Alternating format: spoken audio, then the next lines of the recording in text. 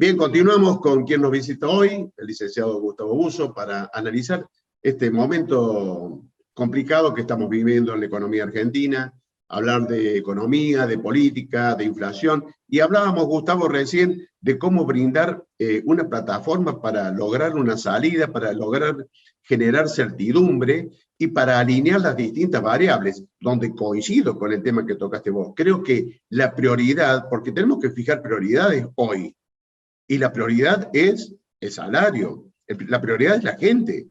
Y de ahí tratar de ir acomodando las otras variables, pero tenemos que hacerlo con medidas y políticas que sean creíbles, que creo que es la base de todo. Hoy el problema es político que genera desconfianza. Te doy la palabra.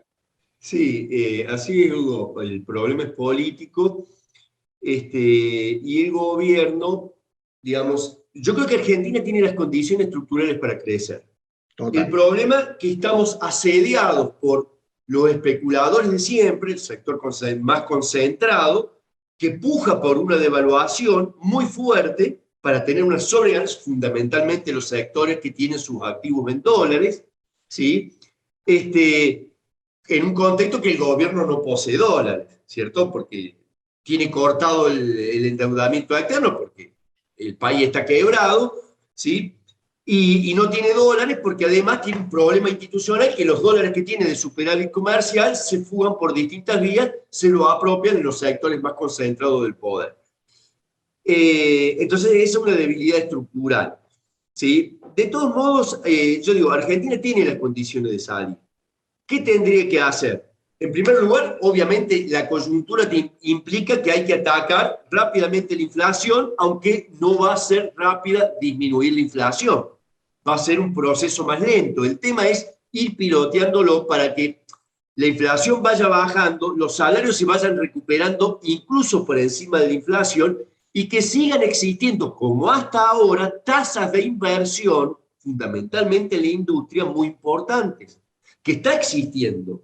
No estamos en la situación del 2001, donde había un desempleo de más del 20%. Tenemos un 7% de desempleo. Sí tenemos una situación estructural de mucha inequidad con salarios muy bajos, como vemos en Río Cuarto, donde se ha recuperado la actividad productiva, pero intensiva en el empleo informal. Por eso Río Cuarto tiene, como aglomerado urbano, indicadores de ingreso, o mejor dicho, niveles de pobreza e indigencia superiores al resto de los aglomerados urbanos de Argentina, cosa que no ocurría en los últimos 20 años. Está bien, pero ahora ese por nuestra estructura 7%, productiva. Gustavo, ese 7% de desempleo se logra a través de que la gente no busca trabajo. Bueno, pero hoy, por eso, el tema que la gente no quiera trabajar no quiere decir que yo no estoy negando el crecimiento, porque creo que el los potencial salarios son muy bajos. ¿Eh? Los salarios son muy bajos, incluso de los empleos formales. Claro. Porque el aumento de productividad que ha habido en este último año y medio no se ha redistribuido también al trabajo, sino que se ha apropiado por los sectores más concentrados de poder, que encima intentan dolarizar esa sobreganancia, ¿sí? Porque una productividad que no fue para mejor remuneración del trabajo, sino que se le apropió el capital, y después esos excedentes en pesos intenta dolarizarlo, presionando sobre el tipo de cambio. Ahora, estamos en un problema en donde hay que estabilizar inflación y dólar, y ahí el gobierno tiene que tomar medidas sobre estas dos variables claves, disciplinando a los formadores de precios y poniendo restricciones muy claras sobre el uso de las divisas, para que sean usadas para la importación, para fomentar el crecimiento económico. Está bien, bueno, ahí, a ese punto voy yo. ¿Crees que no hay responsabilidad de las medidas económica, de la política económica que se ha seguido en esto de que haya tanto dinero que se haya ido a la divisa, porque se ha concentrado, el dinero está concentrado, los ingresos están concentrados, y se han ido, casualmente, durante la pandemia, se trató que la población tuviera los ingresos necesarios a través de los IFE, de las asignaciones. Todo ese dinero, sabíamos dónde iba a terminar. No va a terminar en la gente, porque la gente lo gasta. Y va a terminar donde terminó. Si no tomamos medidas paralelas para, de alguna manera, amortiguar esos efectos, esterilizar esos efectos, va a suceder esto, porque en un sistema capitalista, vos sabés muy bien que dónde terminan los capitales. O sea, si no generas políticas económicas con cierta, con cierta certidumbre, o que generen cierta certidumbre, esto termina en un mercado especulativo como el que estamos viviendo. Claro, obviamente que el gobierno no ha tomado las medidas acertadas para combatir la inflación y estabilizar el tipo de cambio.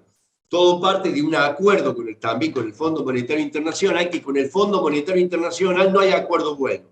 Varía entre, como siempre hemos dicho, entre malo y muy malo. Este es un acuerdo malo, que encima te condiciona las herramientas de política económica y además es un acuerdo inflacionario, ¿sí?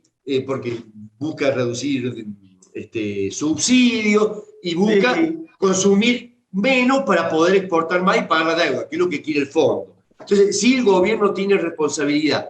Y también se ha pegado un tiro en el pie, porque, por ejemplo, una medida para desacoplar precios internos a los internacionales podrían ser los derechos de exportación, conocidos también como retenciones, porque se han duplicado, o hay veces más, los productos y ha generado una sobretasa de ganancia a costa del hambre de millones y millones de personas, no solamente en Argentina, sino en todo el mundo.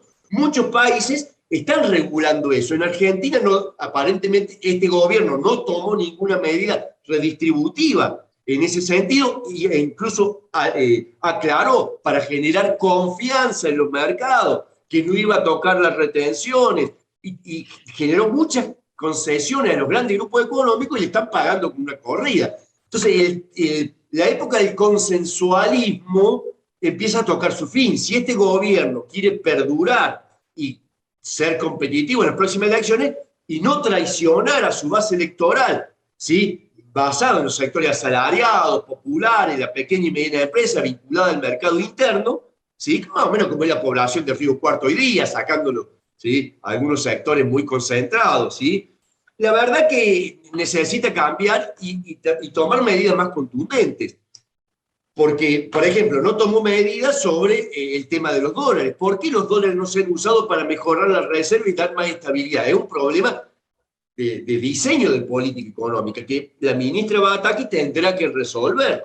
Pero lo va a poder resolver en la medida que también tenga una unidad política de su frente oficialista que le dé la fuerza necesaria para poder confrontar con el poder económico. Hoy el poder económico está pintado de guerra y si puede destituir al presidente lo va a hacer como ya lo está anunciando. No es que lo diga yo, que sea un análisis, lo están anunciando, incluso algunos referentes políticos de la oposición están en el mismo sentido. Por ejemplo, la presidenta de Juntos por el Cambio, ¿no? La misma Patricia Bullrich ha dicho eso, más allá de Aldo Rico, expresiones golpistas, antidemocráticas.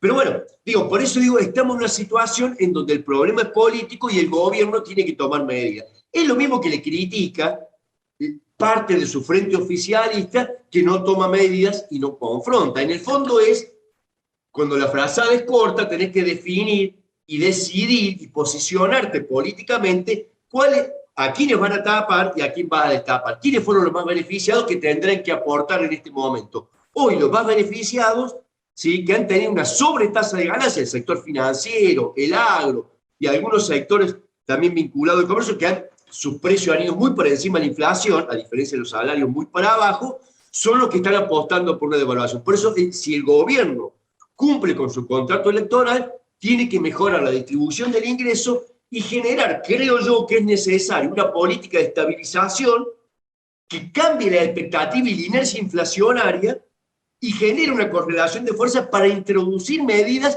que no va a bajar inmediatamente la inflación, pero sí transitar un sendero en donde alineas salario por un lado y los salarios por encima de la inflación, y ahí se quita la tasa de interés y un poquito por debajo el tipo de cambio.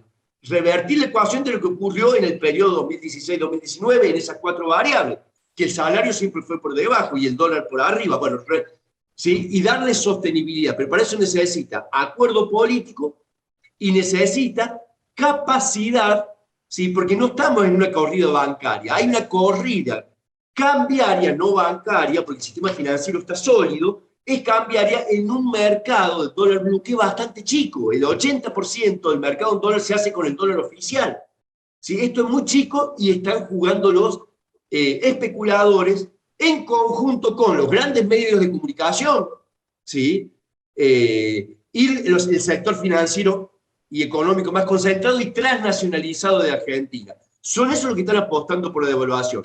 Si el gobierno devalúa y hace un salto devaluatorio, que es lo que está intentando evitar, es un fracaso y es posible que se cumpla lo que desea el poder económico de que se retire antes el gobierno, un golpe de mercado. Si no ocurre eso es porque el gobierno ha tenido la virtud de poder unirse en lo político, generar una movilización que le dé respaldo político para tomar medidas que permitan un sendero de estabilidad por lo menos hasta las elecciones del 2023. Después se verá qué pasa luego del 2023, pero Argentina tiene las condiciones para seguir creciendo y mejorar la distribución del ingreso. Las decisiones yo creo que sí, de eso se trata de que Argentina creciendo puede ir reduciendo su déficit a través del crecimiento, como lo va a hacer a través del crecimiento. Creo que no hay margen para una devaluación, no hay margen, socialmente creo que sería... El gasto social viene creciendo porque los ingresos crecen. Sí, claro, los ingresos públicos. Sería, exactamente. Por eso la ministra definió la reducción del déficit público, supongo que es a través del crecimiento, no la contratación de más personas por parte del sector público, bueno, que hacen de alguna manera a una disminución del gasto, pero lo que apunta, me parece, y a lo que más toma como referencia es al crecimiento para reducir el déficit público. Esperemos que el ministro pueda llegar...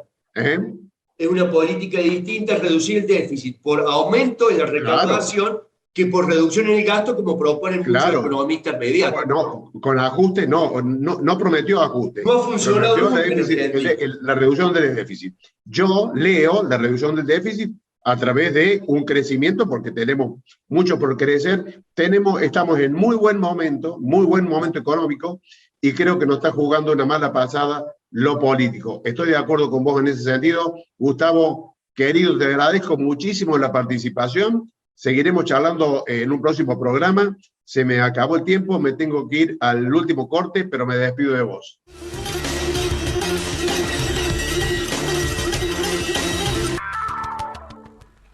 Cálido ambiente y excelente decoración hacen del almacén un lugar único en Río Cuarto. Disfrutar la mejor parrilla no cuesta más.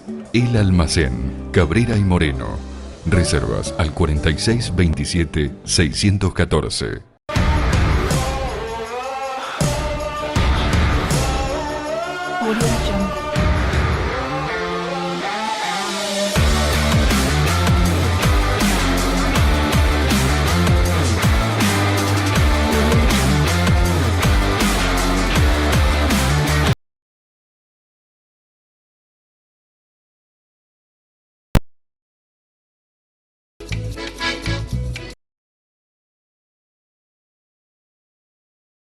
A tu alcance las carreras y presencial. Sociedad Rural de la ciudad.